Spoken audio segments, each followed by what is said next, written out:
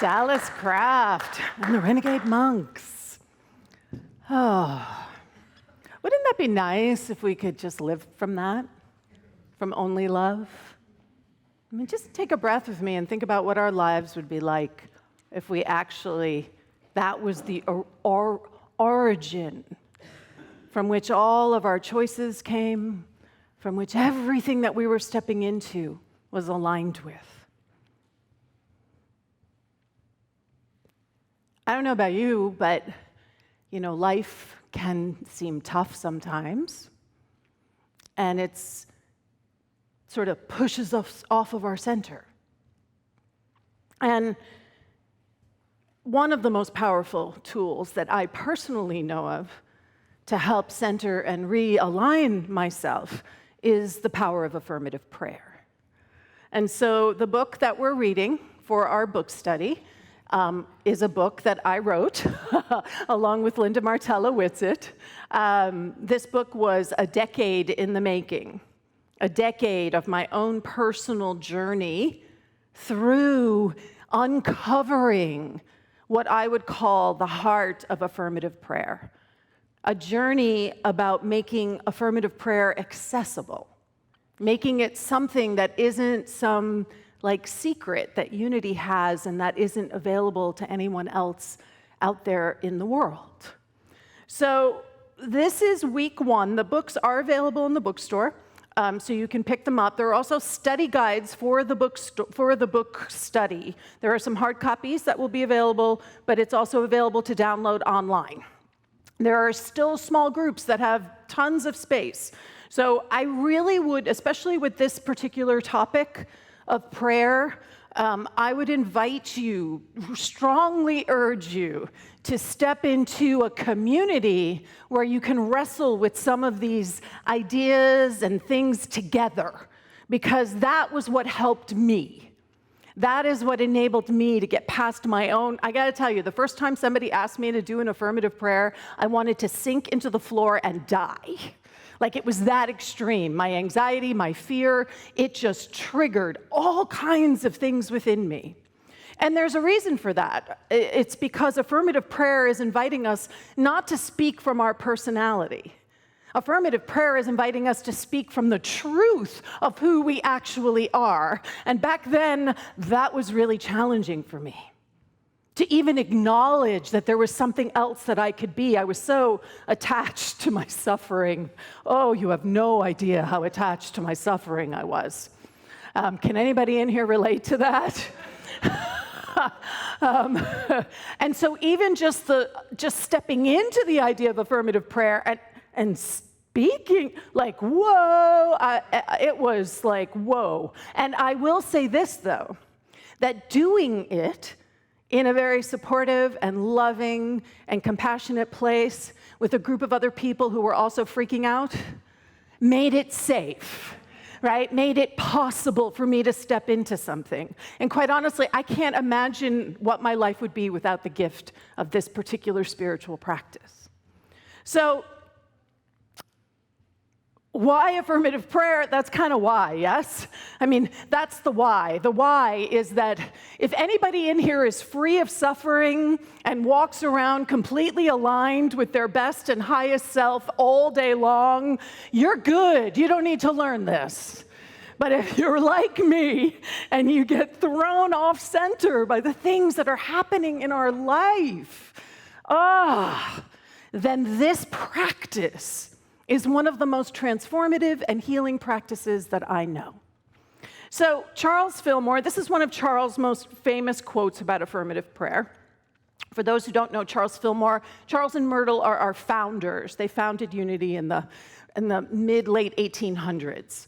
And Charles says, now usually the first part of this quote is what everybody knows. Affirmative prayer is the most highly accelerated mind action known. The second part is what I think is the most important. Human consciousness synchronizes with Christ's mind.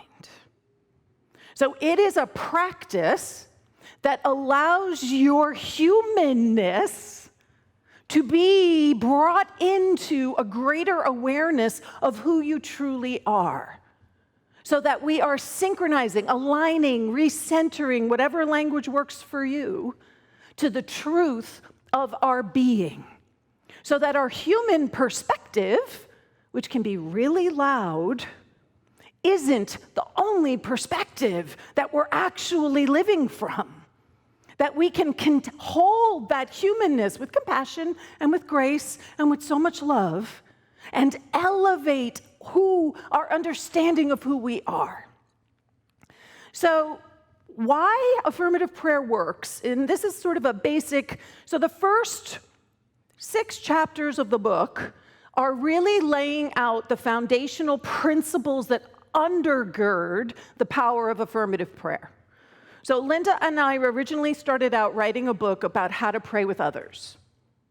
And then we realized that you can't write a book about how to pray with others unless people already have their own personal prayer practice that they're cultivating and living into. And then how do you build your own personal prayer practice meant that we needed to start with what are those foundational principles? What is it that we are leaning into when we access the power of affirmative prayer? And so one of the things that we know and hold in unity is that conditions and circumstances are expressions of thoughts, emotions, and beliefs that we hold in consciousness. And that this is true on an individual level, but it's also true on a collective level.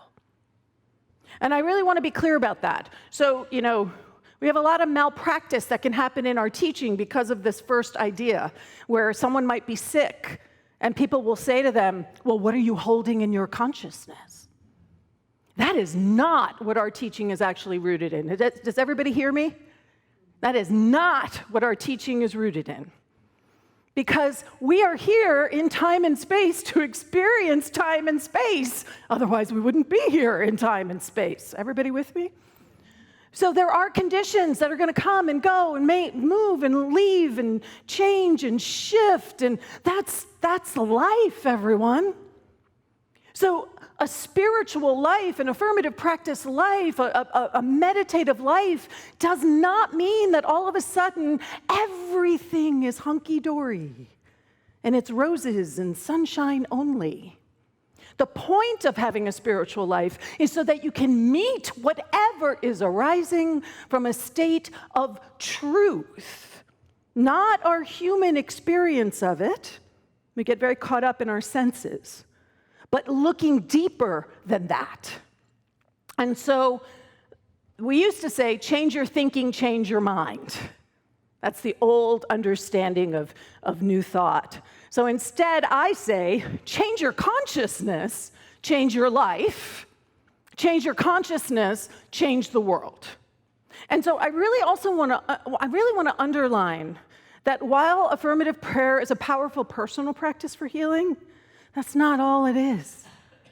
As we heal the false beliefs about ourselves, as we step into our true divine nature, then guess what? It makes space for someone somewhere else to be able to do the exact same thing. And that comes back to this idea of singularity, which I'm going to talk to in just a minute. So affirmative prayer is a powerful process of transformation and, most important, healing. We are a healing teaching. We are here to heal the false beliefs we have. We are healed to heal the idea that somehow we think we're broken when we're really not. And the way we do that is we anchor spiritual truth. We align ourselves with that truth. That enables us to shift our understanding, and that enables us to transform how we are moving through the world. So I had a teacher describe to me that affirmative prayer is remembering to remember. True healing, Charles Fillmore says. See, remember I told you I don't wear scarves because they slide around all over me? I wasn't kidding. It's going to be like on the ground. So true healing means to make whole. And just breathe into that with me for a second. Who would you be if you felt whole? If the truth of who you are was actually something you could live as, not just an idea. True healing means to make whole. So come back to me, because affirmative prayer is how we can do that. How we activate healing is by letting go of what we think we know, embracing our innate divinity. That's a lot easier said than done. Allowing ourselves to shift our understanding. Now, if we can actually embrace our innate divinity, shifting our understanding is a piece of cake. And then joyfully living into that new awareness, joyfully stepping into it with a shift in our consciousness. So we realign with our true nature, and we consciously live from our divinity. So the heart of affirmative prayer, there's 5 movements to the affirmative prayer flow. But honestly, the first one is kind of prepping you, and the last one is standing in gratitude. The heart of affirmative prayer is that God is, I am, whatever God is, I am, therefore I can, therefore I have, therefore I know. Can you feel how they build? We acknowledge what God is. We acknowledge that it is us.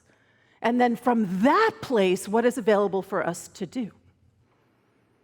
So there are foundational spiritual principles that my experience with affirmative prayer is that where I got hung up in the affirmative prayer process and got frustrated and like, prayer is not working, and, forget this process. It's too much work. It is work, but it's inner work. It's like, it's the inside job. That's what it is. And it's because my understanding of the foundational principles were shaky. So the stronger our understanding is of the foundation, then affirmative prayer just becomes something that flows, is all ease and all grace. So that poem from Maria Howe, Singularity, after Stephen Hawking, this part of it, I just wanted to pull out. No I, no we, no one, no was, no verb, no noun, only a tiny, tiny dot brimming with is, is, is, is, is. All, everything. Home. This is the truth of who we are. That space where it's just home. And what affirmative prayer provides us is a way to remember that. And not only remember it, but then be able to activate that in our life. To be able to choose what we're doing in time and in space, not from our human understanding, but from the is. And I don't know about you, but I'd like to spend a lot more time here, wouldn't you? So we call it the prime principle, because it's the first. It's the beginning. In the beginning, there was the prime principle, right? Stephen Hawking calls it that dense, tiny dot, right? Singularity, oneness. And how we might language that in unity is there is only one power and one presence. God is all there is.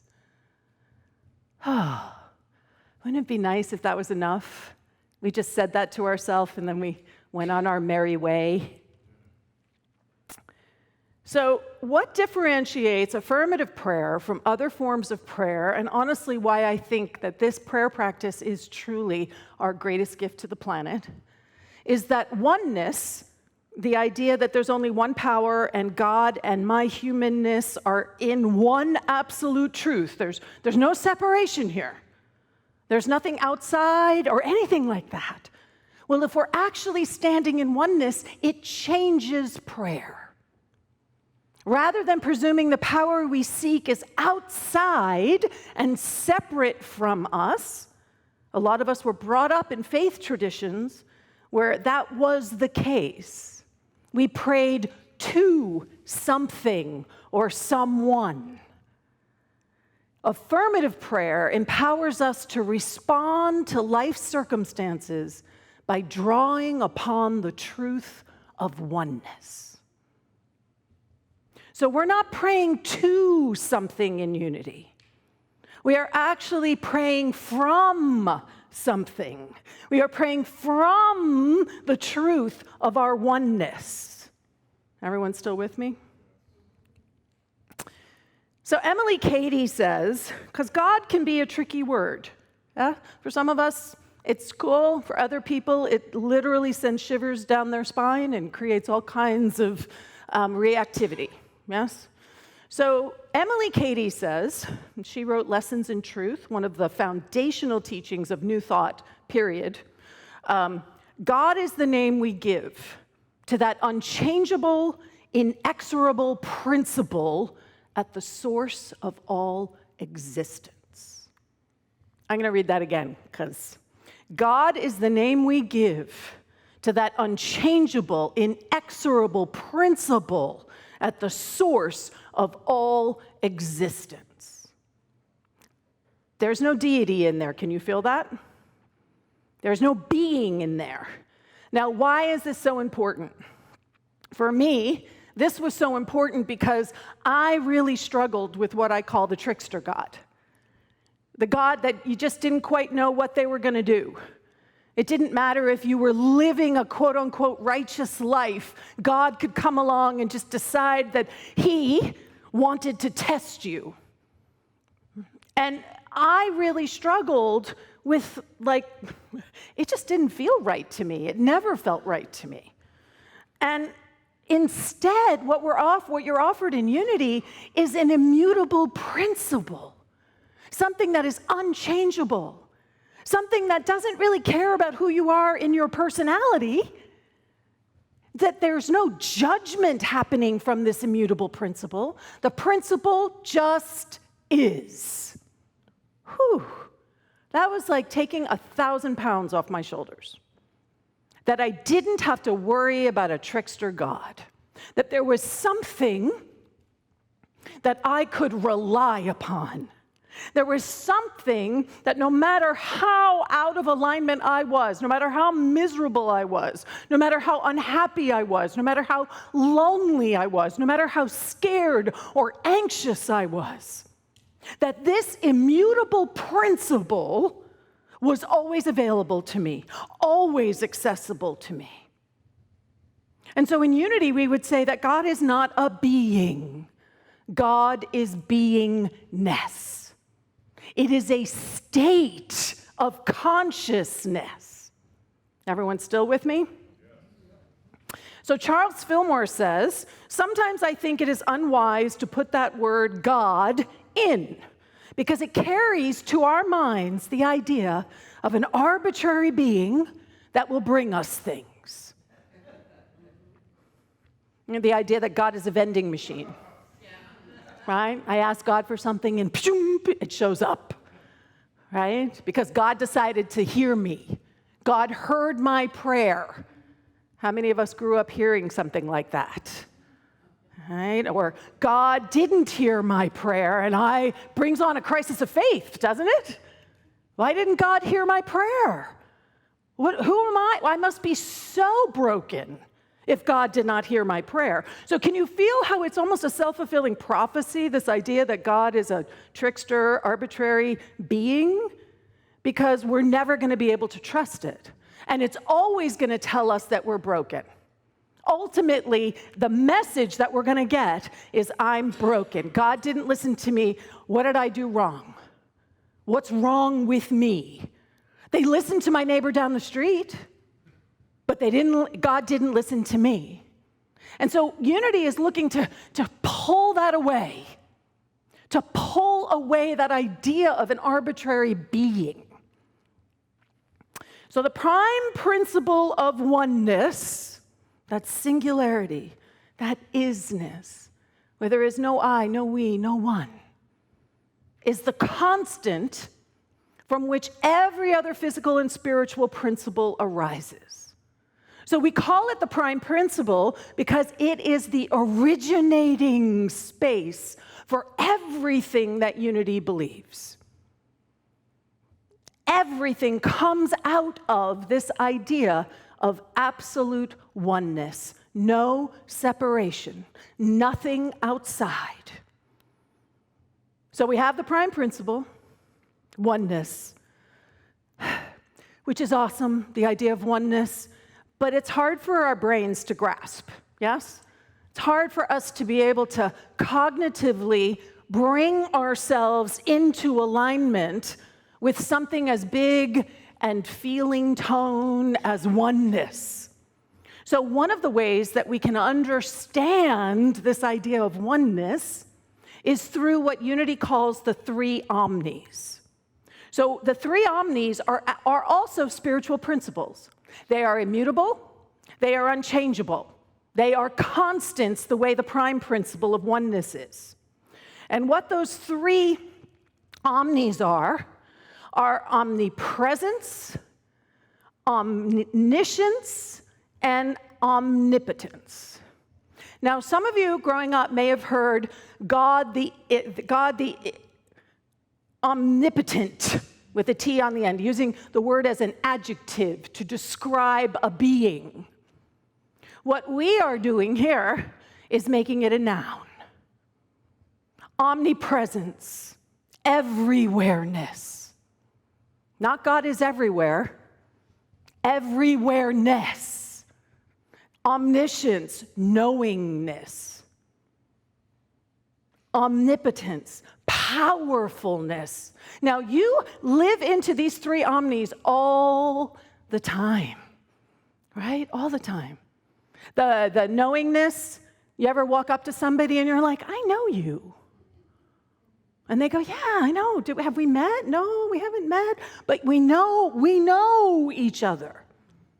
Ever have the experience of you're thinking of a friend and the phone rings and it's them? That is knowingness. Have you ever had that sense of standing in truth and speaking your truth? That's powerfulness. And the everywhereness is that connectiveness that we have with each other, the pervasiveness of the divine. So we are living into the three omnis all the time. How much are you paying attention to them? How much are you consciously using these principles? Principles don't use us. We use principle. We bring consciousness to what we are in the midst of. So we have the prime principle. We have the three omnis, omnipresence, omniscience, and omnipotence. That's all available to us. Can you feel that? That's actually the truth of who you are? That everywhereness, that knowingness, that powerfulness.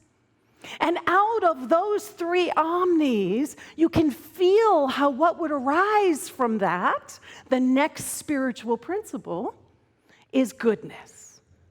Now, there's a whole thing, the old language around unity would be the good, right? God, the good. And Linda and I are really encouraging the movement to shift their language to goodness. Because the ness implies a state of being. A state of being. And so what we mean by goodness is that there is no opposing power. There is no other, no devil, no adversary, no antichrist, no evil incarnate, nothing and no one is against us. Yeah. That is what we mean by goodness. And can you feel how this naturally arises from oneness? If there is only one, then there is only one. There is nothing that can stand in opposition to the one, because then there would be two. So there is only one. So whatever embedded theology you have, whatever narrative is sort of alive within you, the invitation is to look at the truth of who you are, the truth of what life is, goodness, nothing and no one is against you. So how would you live if you knew there was nothing and no one against you? Think about what that would mean. Who would you be in the world if you knew you weren't broken, but that you were inherent goodness? How would you show up in the world? What choices would you make? Now, if you're interested in diving into this particular aspect of the one power and the one presence more, I'm going to be teaching the quantum living class, which it's all about what would it be like to live with nothing and no one against you. How do you get in to your own stuff? Because we all got our stuff, yes? And we get reactive, and in our reactivity, there's some belief that rises up which says that someone or something is against us. And so the quantum living process is a really powerful way to unhook yourself from those old beliefs. So while our foundational practices are meditation and affirmative prayer, and you cannot go wrong with those, we don't stop there, right? Quantum living is arising out of personal psychology, shadow work, Jung. I mean, it's incorporating all these different elements, nonviolent communication. It's incorporating all these more modern ideas that are showing up in our evolving consciousness. And it's a way to actually be able to meet yourself with more love. The truth is that we can see the divine all around us. We can experience the divine within us. And we can relate to the divine with each other. That's the truth of what is actually possible. But it invites us to believe and to trust and to integrate this idea of one power and one presence. Omniscience, omnipotence, right? Goodness. That there truly is nothing, no thing that is against you. So let's take this into a time of meditation. I'm going to invite everyone to breathe into whatever's getting opened up for you. And the invitation is to step into that question for yourself.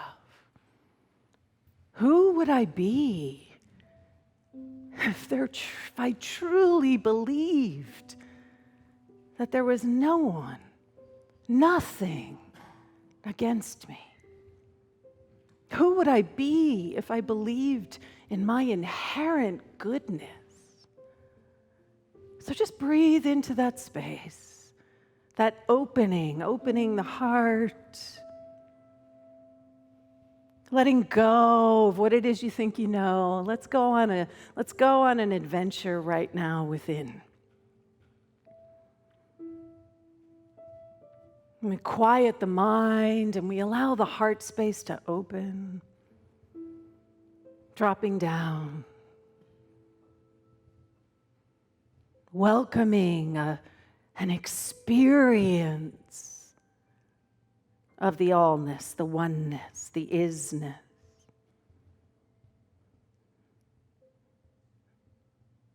Allowing ourselves to recognize within that inherent goodness, that inherent wholeness.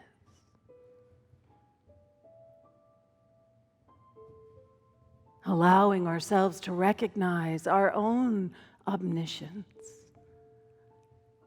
our own omnipresence. Just breathing into that space.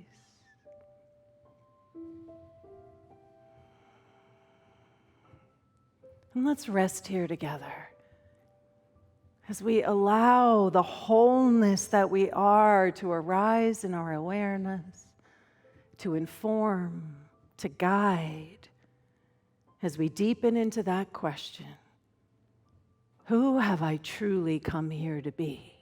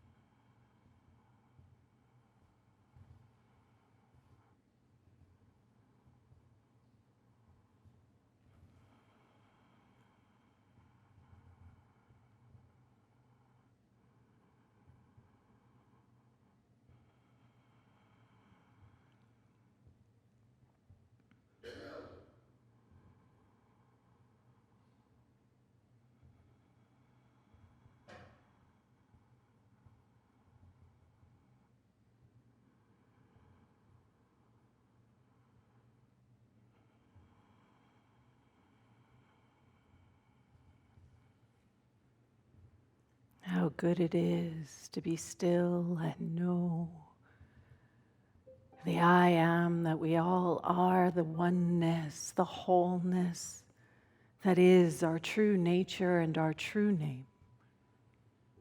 I see and I know that each one of us go forth this week inspired to be present with who have we come here to be. If nothing and no one is against us, if we are inherent goodness, how are we invited to show up? How are we invited to be with ourselves? Can we be more gentle and more kind with each other? Can we be more loving? Can we be more open-hearted? And with the world, can we see and anchor that inherent goodness for the world? How good it is knowing that this time of introspection continues to inform and guide each one of us as we individually and collectively say yes to an awakened life. And so it is. Amen. Ashe.